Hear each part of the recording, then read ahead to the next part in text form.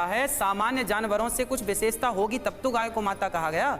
और मैं क्या कह रहा हूँ, मैं कह रहा हूँ कि गाय को खिलाइए गेहूं, फिर वो बाहर निकलेगा, गोबर से उसे धुलिए, उसकी रोटियां खाइए। ये मैंने बड़े बड़े संतों से सुना है और मैंने खुद वो रोटियां खाई हैं।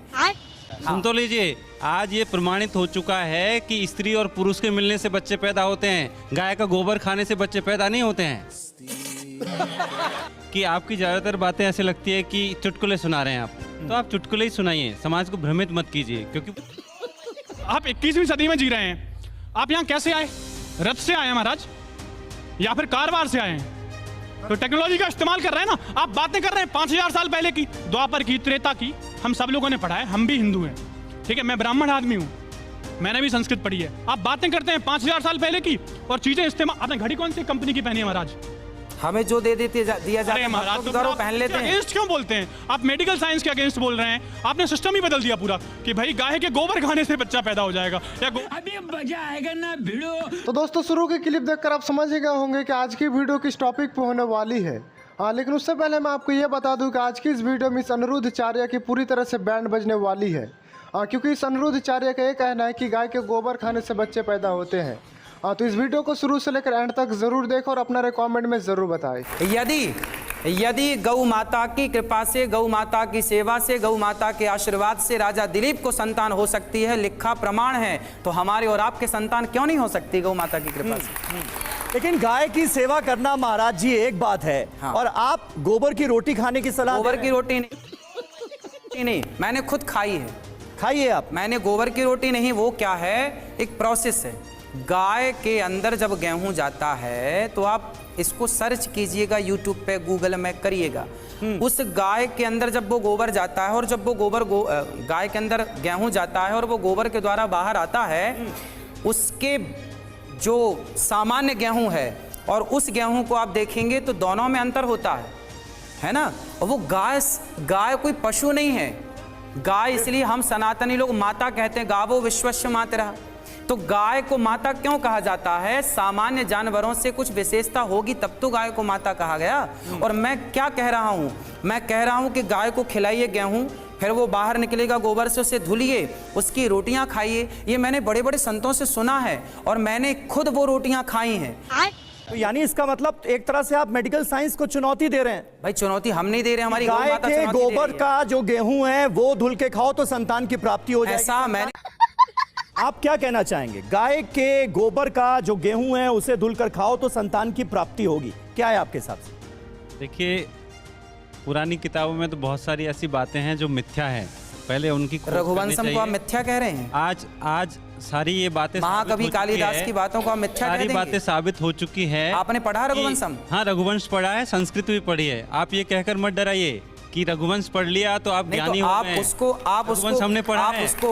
आप बाबा सुन तो लीजिए, सुन तो लीजिए। आज ये प्रमाणित हो चुका है कि स्त्री और पुरुष के मिलने से बच्चे पैदा होते हैं, गाय का गोबर खाने से बच्चे पैदा नहीं होते हैं।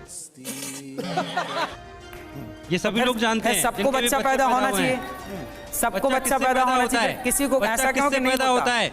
आपके भक्तों से पूछ लीजिए बच्चा उनको कैसे पैदा हुआ। अच्छा ये बताइए, आपने कहा कि स्त्री पुरुष के मिलने से बच्चा पैदा होता है, तो सारे स्त्री पुरुष तो मिल रहे हैं, फिर भी क्यों बच्चे पैदा होने की? इसलिए जनसंख्या बढ़ रही है, इसलिए जनसंख्या बढ़ रही है, इसलिए हम 150 करोड़ हो गए हैं। अरे भाई, फिर ये केस क्यों है कि गाय का गोबर खा के नहीं हुए हैं 150 करोड़? ठीक है, बात तो सही है। कि आपकी ज्यादातर बातें ऐसे लगती है कि चुटकुले सुना रहे हैं आप, तो आप चुटकुले ही सुनाइए, समाज को भ्रमित मत कीजिए। क्योंकि आपने केवल चुटकुले सुने, पूरी कथा सुनी कई लोग गंभीरता से ले लेते हैं। ये 70 और 17 का क्या मतलब है? ये एक चुटकुला है। अभी हम कोई बात कहेंगे तो आप करें आप बचपने की बात कर रहे हैं, और आप तो बचपने से भी नीचे चले गए हैं। तो आप मुझे बड़ी छोटी सी अब एक मिनट एक सुन लीजिए। हाँ। एक आदमी अपनी शादी में दूल्हा नाच सकता है, दुल्हन नहीं नाच सकती, ये मुझे समझ नहीं आया। दूल्हे की खुशी अलग है, दुल्हन की खुशी अलग है, ऐसा क्यों? दूसरा आप कह रहे हैं, इन्होंने क्या बोला था अभी, वो के बच्चे नहीं, IVF के ज़माने में, सरोगेसी के ज़माने में, और जहाँ पे अब आप देखिए चाइना, अमेरिका वगैरह कंट्री में जहाँ पे गाय की वो पूजा नहीं करते, इसका मतलब है वहाँ बच्चे नहीं होते उनको नहीं। ये होता है, सुन लीजिए, जो प्रक्रिया 99.99% टाइम सक्सेसफुल होती है उसको साइंस कहते हैं। सिंपल सी क्यों चीज़ है। हमारे वेद और प्रमाणित जो नहीं चीज़ है? रिपीटेडली सक्सेसफुल, अगर जो चीज 40, 50, 60% होती है उसको साइंस तो नहीं क्या कहते। वेद को आप प्रमाण नहीं मानते? अरे वेद, आप वेदों पे क्यों जा रहे हैं? मैंने क्यों? आपको वेद ही बताया। विज्ञान है। आप विज्ञान कहाँ से आया? आप बात कर रहे हैं बच्चों की, आप कह रहे हैं जी बच्चों को गाय का ये दो तो बच्चे पैदा हो जाएंगे। तो दोस्तों जो आपने अभी तक देखा बस वो एक छोटी सी क्लिप थी और अभी असली पिक्चर बाकी है, क्योंकि मैं जो अभी आपको दिखाने वाला हूँ उसे देखकर आप हंस के लोटपोट हो जाओगे। तो इस वीडियो को एंड तक जरूर देखें। जाइए, हाँ, पाकिस्तान में भी मुसलमान रहता है और बांग्लादेश में भी मुसलमान रहता है। जब दोनों मुसलमान थे तो देश को टुकड़े करने की क्या जरूरत पड़ी? क्योंकि दोनों की भाषाएं अलग थी। इस पर सवाल क्या है? दुर्गाचार्य जी से क्या पूछना? सवाल ये है कि ये सब मैंने कहा था कि जनता जाती है धर्म के लिए क्योंकि उसे मोक्ष मिलेगा। धर्म का व्यापार करने वाले लोग इसलिए आते हैं क्योंकि उसे अर्थ मिलेगा, काम मिलेगा। बाबा धर्म की का कृपा व्यापार से हो रहा कोई है, साइकिल बताइए? वाले के पास बाइक नहीं आएगी, लेकिन बाइक मतलब बाबा के पास मर्सिडीज और करोड़ों की संपत्तियां जरूर बढ़ जाएंगी। महाराज जी, क्या आप क्या? धर्म का उनसे- व्यापार कर रहे हैं? सीधा सवाल। उनसे पूछिए कि धर्म का क्या व्यापार हो रहा, पूछिए क्या व्यापार है धर्म का? आपको क्या दिख रहा है? बाबा की वेबसाइट पे जाएं, हर पेज के एक नीचे लिखा है दान कीजिए, दान कीजिए। यही धर्म का व्यापार है। अच्छा, सही पकड़े हैं। आप कभी वृंदावन गौरी गोपाल आए? वहां पे आए, वहां पर अखंड 30,000 लोग पर डे भोजन करते हैं। अगर 150 सारे बच्चे मंदिरों निःशुल्क से पढ़ते हैं, सारे 280 माताएं रहती हैं वहां, तो सब फ्री में होगा? सारे मंदिरों से दान पेटियां हटा दी जाएं तो धर्म का कारोबार खत्म हो जाएगा। ये बड़ी अच्छी बात कही है। पर कि मुसलमानों के यहाँ वो चलता है, क्या बोलते हैं उसको, मदरसा।